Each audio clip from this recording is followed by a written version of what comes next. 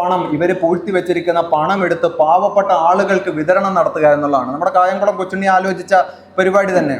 കായംകുളം കൊച്ചുണ്ണിയേക്കാൾ ഒട്ടും. കായംകുളം കൊച്ചുണ്ണി സർവകലാശാലയിൽ പോയിട്ടില്ല, സ്കൂളിൽ പോലും പോയിട്ടില്ല, ഓത്തുപള്ളിയിൽ എങ്ങാനും പോയിട്ടുണ്ടെങ്കിലേ ഉള്ളൂ. റസ്കാൾനിക്കോഫ് യൂണിവേഴ്സിറ്റിയിൽ നിന്നും റിസർച്ച് കഴിഞ്ഞ് പുറത്തിറങ്ങിയ മനുഷ്യനാണ്.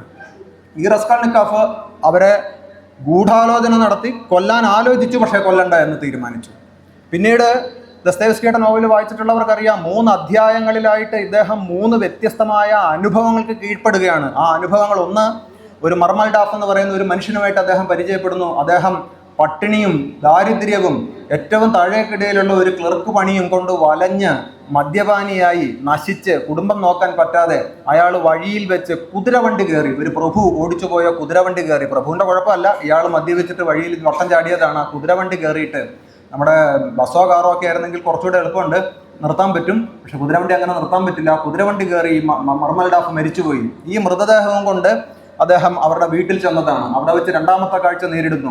സോണിയ എന്ന് പറഞ്ഞ മർമൽഡാഫിന്റെ ആദ്യ ഭാര്യയിലുള്ള 15 വയസ്സായ പെൺകുട്ടി.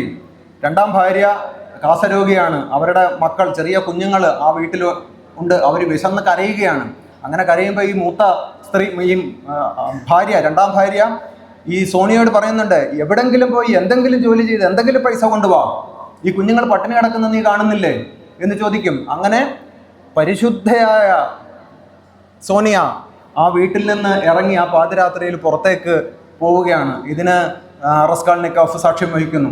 അത് കഴിഞ്ഞ് കുറേ നേരം കഴിഞ്ഞിട്ട് അവൾ തിരിച്ച് ആ വീട്ടിലേക്ക് വരുന്നു. കുറച്ച് കോപ്പക്കുകളുമായിട്ട്, കുറച്ച് നാണയത്തുട്ടുകളുമായിട്ട് വരുന്നു. അത് ഈ രണ്ടാനമ്മയുടെ കയ്യിൽ കൊടുത്തിട്ട് വല്ലതും മേടിച്ച് കുഞ്ഞുങ്ങൾക്ക് കൊടുക്കൂ എന്ന് പറയുന്നു. ആ രാത്രിയിൽ പുറത്തുപോയ സോണിയ എന്ത് ജോലി ചെയ്തായിരിക്കും ആ 10-15 കോപ്പക്കുകൾ സമ്പാദിച്ചത് എന്ന് നിങ്ങളോട് ഞാൻ പറഞ്ഞു തരേണ്ട കാര്യമില്ല. കാരണം ഈ ലോകം എങ്ങനെയാണ് എത്രയോ വർഷങ്ങളായിട്ട് മുമ്പോട്ട് പോയിക്കൊണ്ടിരിക്കുന്നത്, എങ്ങനെയാണ് ഒരു പെൺകുട്ടിക്ക് പാതിരാത്രിയിൽ പെട്ടെന്ന് പുറത്തുപോയി കുറച്ച് പൈസയുമായിട്ട് തിരിച്ചു വരാൻ കഴിയുന്നത് എന്ന് നിങ്ങൾക്ക് ഊഹിക്കാൻ പ്രയാസമില്ല. അത് നമ്മുടെ ലോകത്തെക്കുറിച്ച് നമുക്കുള്ള സാമാന്യ ബോധത്തിന്റെ ഭാഗമാണ്. അപ്പോൾ റസ്കാൾനിക്കോഫിനും മനസ്സിലായി എന്താണ് സോണിയ ചെയ്തിട്ടുണ്ടാവുക എന്ന്. റസ്കാൾനിക്കോഫ് ഹതാശനായി. ആ റസ്കാൾനിക്കോഫ് പോകുമ്പോൾ അയാൾ പണ്ട് കുട്ടിക്കാലത്തുണ്ടായ ഒരു സ്വപ്നമല്ല, കുട്ടിക്കാലത്തുണ്ടായ ഒരു അനുഭവം, അയാളുടെ സ്വപ്നം പോലെ അയാൾ വേട്ടയാടാൻ തുടങ്ങി. ഒരു ഹോണ്ടഡ് സീനാണ് അത്. താനും അച്ഛനും കൂടെ ഒരു വഴിക്ക് പോകുമ്പോൾ ഒരു കുതിരയെ ഭാരം വഹിക്കാൻ വേണ്ടിയിട്ട് ആളുകൾ കൊണ്ടുപോകുന്ന ഒരു കുതിര, അത് ഭാരം വഹിച്ച് തളർന്നിട്ട് ആ ഭാരം താങ്ങാനാവാതെ ആ കുതിര വീണു പോകുന്നു ഒരിടത്ത് വെച്ച്. ആ വീണു പോകുന്ന കുതിരയെ എഴുന്നേൽപ്പിക്കാൻ വേണ്ടി ആളുകൾ അതിനുമേൽ ചാട്ട പ്രയോഗിക്കുകയാണ്. അതിഭീകരമായ പീഡനം. അവസാനം അതിൻ്റെ കണ്ണിൽ ചാട്ടയടിക്കുന്ന രംഗം റസ്കാൾനിക്കോഫ്, ബാലനായ റസ്കാൾനിക്കോഫിന്റെ ഉള്ളിൽ പതിഞ്ഞു പോയിട്ടുണ്ട്. ആ കാഴ്ചയാണ് അദ്ദേഹം വീണ്ടും ഓർക്കുകയും കാണുകയും ചെയ്യുന്നത്. അദ്ദേഹം ആ ഞെട്ടലും ഇതെല്ലാം കൂടെ ചേർന്ന് അദ്ദേഹം വീണ്ടും തന്നെ തീരുമാനമെടുത്തു, അലീന എന്ന് പറയുന്ന സ്ത്രീയെ കൊല്ലുക തന്നെ. ഇങ്ങനെ അലീന എന്ന് പറയുന്ന സ്ത്രീയെ അദ്ദേഹം അവരുടെ വീട്ടിൽ പോയി ഒരു കോടാലി ഉപയോഗിച്ച് തലയ്ക്ക് അടിച്ചു കൊല്ലുകയാണ്. അങ്ങനെ കൊന്ന്, പക്ഷെ യാദൃച്ഛികമായിട്ട് അവരുടെ സഹോദരി അനിയത്തി എലിസബത്ത് എന്ന് പറയുന്ന സ്ത്രീ കൂടി അവിടെ വെച്ച് പെട്ടെന്ന് അവരെ ഏറ്റുമുട്ടേണ്ടി വരുന്നു. അവരെയും ഇയാൾ തല്ലി കൊല്ലാൻ ഇടയാവുന്നു. ആ കൊലപാതകം പ്ലാൻ ചെയ്തിരുന്നതല്ല, പക്ഷെ അവരെ കൊല്ലാണ്ടി വരുന്നു. ആ രണ്ടാമത്തെ കൊലപാതകം ചെയ്യേണ്ടി വരുന്നതിൻ്റെ ഒരു വിഭ്രമത്തിൽ ഇയാൾക്ക് അവിടെ തപ്പിയിട്ട് ഈ ഒളിച്ചു വെച്ചിരിക്കുന്ന ഒരുപാട് സ്വർണ്ണാഭരണങ്ങളും വെള്ളിയാഭരണങ്ങളും പൈസയൊക്കെ ഉണ്ട്, അതൊന്നും കണ്ടെത്താൻ കഴിയുന്നില്ല. കയ്യിൽ കിട്ടിയ കുറച്ച് സാധനമായിട്ട് ആൾ ഓടി രക്ഷപ്പെട്ടു പോവുകയാണ് ചെയ്യുന്നത്. ഇതാണ് കുറ്റവും ശിക്ഷയും എന്ന് പറയുന്നതിൻ്റെ കുറ്റം എന്ന് പറയുന്ന സംഗതി. ഇത് കുറ്റമാണ്, നമുക്കറിയാം അല്ലേ? ആളെ കൊല്ലുക എന്ന് പറയുന്നത് കുറ്റമാണ്. ഇനി അതേപോലെയുള്ള, ഞാൻ അവിടെ ആ നോവലിനെ വിടുകയാണ്. മറ്റൊരു നോവലിനെ പറ്റി പറയാം. ലിയോ ടോൾസ്റ്റോയ് എഴുതിയ അന്നാ കരനീന എന്ന് പറയുന്ന നോവലാണ്. അന്നാ കരനീന എന്ന് പറയുന്ന നോവല് ലിയോ ടോൾസ്റ്റോയ് വളരെ കഷ്ടപ്പെട്ട് എഴുതിയതാണ്. ലിയോ ടോൾസ്റ്റോയ് ആ നോവൽ എഴുതിയിട്ട് അതിനെപ്പറ്റി രസകരമായൊരു കഥയുണ്ട്. വയസ്സാം കാലമായപ്പോഴത്തേക്ക് ലിയോ ടോൾസ്റ്റോയ് പൂർണ്ണമായിട്ടും ബൈബിൾ അനുസരിച്ചുള്ള ബൈബിളിൻ്റെ സദാചാരത്തിന് വശംവദനാവുകയും അതോടുകൂടി അദ്ദേഹം എഴുതിയ നോവലുകളൊന്നും ശരിയല്ല എന്ന് സ്വയം വിശ്വസിക്കുകയും ചെയ്തു.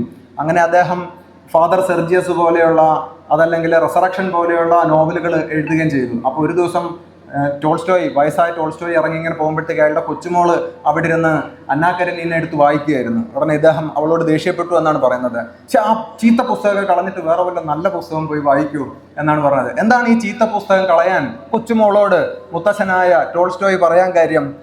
അത് ചീത്ത പുസ്തകമാണ്, കാരണം അത് പാപത്തെക്കുറിച്ചുള്ള പുസ്തകമാണ്, കുറ്റത്തെക്കുറിച്ചുള്ള പുസ്തകമല്ല, പാപത്തെക്കുറിച്ചുള്ള പുസ്തകമാണ്. എന്താണ് പാപം?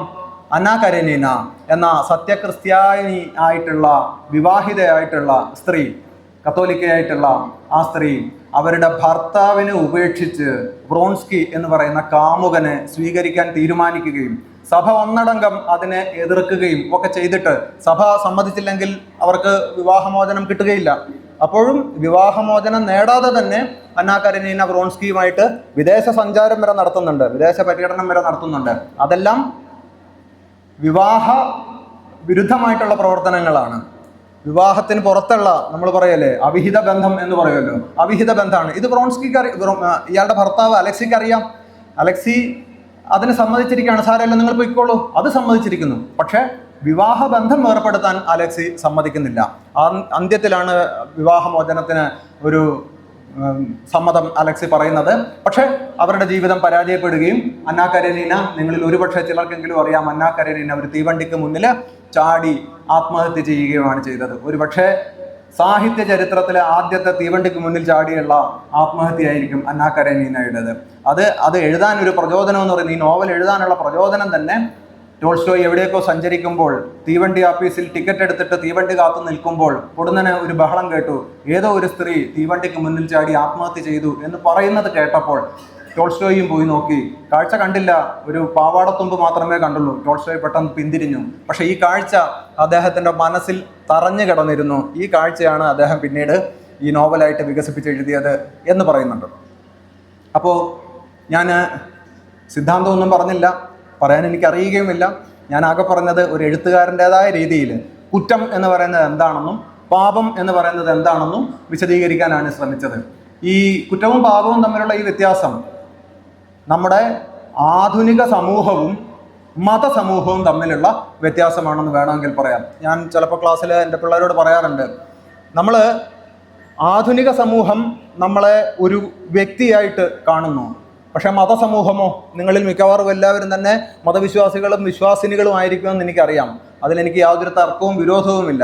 പക്ഷേ മതസമൂഹം എന്ന് പറയുന്നതാണെങ്കിലോ നിങ്ങളെ വ്യക്തികളായി കാണുന്നില്ല. ഇപ്പം തർക്കിക്കാൻ വളരെ എളുപ്പമായിരിക്കും, ഞാൻ ആ തർക്കത്തിലേക്ക് പോകാൻ വേണ്ടിയല്ല പറയുന്നത്. നിങ്ങളെ കുടുംബങ്ങളായിട്ടാണ് കാണുക. മതം അതിൻ്റെ യൂണിറ്റായിട്ട് കുടുംബങ്ങളെ വിചാരിക്കുന്നു, സമൂഹം അല്ലെങ്കിൽ ഈ പറയുന്ന സോഷ്യൽ സമൂഹം അതിൻ്റെ യൂണിറ്റായിട്ട് വ്യക്തികളെ വിചാരിക്കുന്നു. വ്യക്തികളായിട്ട് വിചാരിക്കാൻ കഴിഞ്ഞാൽ മാത്രമേ വ്യക്തിത്വം എന്ന് പറയുന്ന സാധനത്തെക്കുറിച്ച് സങ്കല്പിക്കാനോ അതിനെ പോഷിപ്പിക്കാനോ അതിനെ വികസിപ്പിക്കാനോ അങ്ങനെയുള്ള വ്യക്തികളുടെ സംഘാതമായിട്ട് സമൂഹത്തെ കണക്കാക്കാനോ പറ്റുകയുള്ളൂ. ഇപ്പുറത്ത് അത് സാധ്യമാവുകയും ചെയ്യില്ല. എങ്ങനെയാണ് ഇത് നമുക്ക് മനസ്സിലാക്കാൻ പറ്റുക? ഇത് നിങ്ങൾ പെട്ടെന്ന് ഞാൻ പറയുമ്പോൾ സമ്മതിച്ചില്ലെങ്കിലും നിങ്ങൾക്ക് മനസ്സിലാക്കാൻ പറ്റണമെങ്കിൽ നിങ്ങൾ ഒരാളെ പ്രേമിക്കുന്നു. അപ്പോൾ ആ പ്രേമിക്കുന്ന ആൾ നിങ്ങളുടെ ജാതിയിലോ മതത്തിലോ സാമ്പത്തിക സ്ഥിതിയിലോ വർഗത്തിലോ വർണ്ണത്തിലോ ഒന്നും പെട്ടയാളല്ല. വേറെ ഒരു പ്രകാരത്തിലും വീട്ടുകാർക്ക് സമ്മതിക്കാൻ പറ്റുന്ന ആളല്ല. അങ്ങനെയാണെങ്കിൽ നിങ്ങൾ വീട്ടിൽ പോയി നിങ്ങളുടെ അച്ഛനോടോ അമ്മയോടോ ഇന്നതാണ് എൻ്റെ ഒരു അവസ്ഥ എന്ന് പറഞ്ഞാൽ അപൂർവം ചില അച്ഛനമ്മമാരുണ്ടാവുമായിരിക്കും അത് സമ്മതിക്കുന്നത്. അല്ലാത്ത ആളുകൾ ചിലപ്പോൾ സമ്മതിച്ചോളണമെന്നില്ല. അപ്പോൾ നിങ്ങൾക്ക് സമീപിക്കാൻ കഴിയുന്നത് ആരെയാണ്? നിങ്ങളുടെ മതമേലധ്യക്ഷന്മാരെ അല്ലെങ്കിൽ മത നേതാക്കളെ സമീപിക്കാം, അല്ലേ? അച്ഛനും അമ്മയ്ക്കും പറഞ്ഞിട്ട് മനസ്സിലാവുന്നില്ല, അങ്ങ് ഇതിനൊരു പരിഹാരം ഉണ്ടാക്കി തരണം എന്ന് പറഞ്ഞാൽ ആ മതമേലധ്യക്ഷൻ അല്ലെങ്കിൽ ആ അച്ഛൻ അല്ലെങ്കിൽ പുരോഹിതൻ, മൊല്ലാക്ക എന്തു പറയും? ആ മൊല്ലാക്ക ഒരിക്കലും നോർമലി നിങ്ങളുടെ ഒപ്പമായിരിക്കുകയില്ല. നേരെ മറിച്ച് നിങ്ങളുടെ വീട്ടുകാരുടെ ഒപ്പമായിരിക്കും. നിങ്ങളെ തിരുത്താൻ ശ്രമിക്കും. അവർ പറയും, അച്ഛനമ്മയും പറയുന്നതല്ല ശരി, നിങ്ങൾ പറയുന്നത് തെറ്റാണ്, നീ ചെറിയ കുട്ടിയായതുകൊണ്ടാണ് നിനക്കത് മനസ്സിലാവാത്തത് എന്ന് പറയും, അല്ലേ? ഇതേ സമയം നിങ്ങൾക്ക് വേറൊരു കാര്യം ചെയ്യാം. നിങ്ങൾക്ക് പോലീസിനെ സമീപിക്കാം. പോലീസ് വഴി കോടതിയെ സമീപിക്കാം. കോടതിയെ സമീപിച്ചാൽ കോടതി എന്ത് പറയും? ആ അച്ഛനമ്മയും പിടിച്ച് ജയിലിലിടൂ. എന്നിട്ട് ആ കുട്ടിയെ ഈ പറയുന്ന വിധത്തിലുള്ള വിവാഹം, അതിനുവേണ്ട പന്തലിട്ട് കൊടുക്കേണ്ടതാരാ? പോലീസുകാർ. അതിനുവേണ്ടി രജിസ്റ്റർ ചെയ്യേണ്ട സൗകര്യം ആരാ ഒരുക്കി തരേണ്ടത്? പോലീസുകാർ, അല്ലേ? അപ്പോൾ നിങ്ങൾക്ക് ഈ ഒരു സംഭവത്തിൽ നിന്ന് വേണമെങ്കിൽ മനസ്സിലാക്കാൻ പറ്റും. അതേസമയം നിങ്ങൾ ചിലപ്പോൾ ചെല്ലുമ്പോൾ ഈ പോലീസ് സ്റ്റേഷനിലെ പോലീസുകാരൻ നിങ്ങളോട് പറഞ്ഞിരിക്കും, മോളെ നീ ചെറിയ കുട്ടിയാണ്, നിനക്കിത് പറഞ്ഞാൽ മനസ്സിലാവില്ല, നിന്റെ അച്ഛനും അമ്മയും നിന്റെ ഭാവിയെ കരുതിയല്ലേ ഇങ്ങനെയൊക്കെ ചെയ്യുന്നത് എന്ന് പറയുന്ന പോലീസുകാരൻ ഉണ്ടെങ്കിൽ ഒരു സംശയം വേണ്ട, അദ്ദേഹത്തോട് ഈശോ മിശിഹായ്ക്ക് സ്തുതിയായിരിക്കട്ടെ അച്ചോ എന്ന് പറയാം. അദ്ദേഹം ഒരു പുരോഹിതനാണ്, പോലീസുകാരനല്ല. ഏതെങ്കിലും ഒരു പുരോഹിതൻ യാദൃച്ഛികമായിട്ട് നിങ്ങളോട് തിരിച്ചു പറയുകയാണ്, ഞാൻ നിന്റെ കൂടെ നിൽക്കാം, നിന്റെ അച്ഛനും അമ്മയും പറയുന്നത് ശരിയല്ല, നിന്റെ വ്യക്തി സ്വാതന്ത്ര്യം അവരെന്തുകൊണ്ടാണ് അംഗീകരിക്കാത്തത് തീർച്ചയായിട്ടും ഞാൻ നിന്നോടൊപ്പമാണ്, നീ അവനെ വിളിച്ചോണ്ട് വാ, നമുക്ക് പള്ളിയിൽ വെച്ച് നടത്തണോ അല്ല രജിസ്റ്റർ ഓഫീസ് വെച്ച് നടത്തണോ, ഞാൻ വന്ന് സാക്ഷി ഒപ്പിടാം എന്നൊരു അച്ഛൻ അല്ലെങ്കിൽ ഒരു മൊല്ലാക്ക, ഒരു പുരോഹിതൻ പറയുകയാണെങ്കിൽ നിങ്ങൾ ഉറപ്പിച്ചോളൂ, അയാള് ഒരു യഥാർത്ഥ പോലീസുകാരനാണ്, അല്ലെങ്കിൽ അയാൾ യഥാർത്ഥത്തിൽ ഈ രാജ്യത്തെ നീതിന്യായ വ്യവസ്ഥ നടപ്പിലാക്കാൻ പോകുന്ന ഒരു വ്യക്തിയാണ്. ഓക്കെ, ഞാൻ അവിടെ നിന്ന് ഞാനൊന്ന് ഷിഫ്റ്റ് ചെയ്യാം.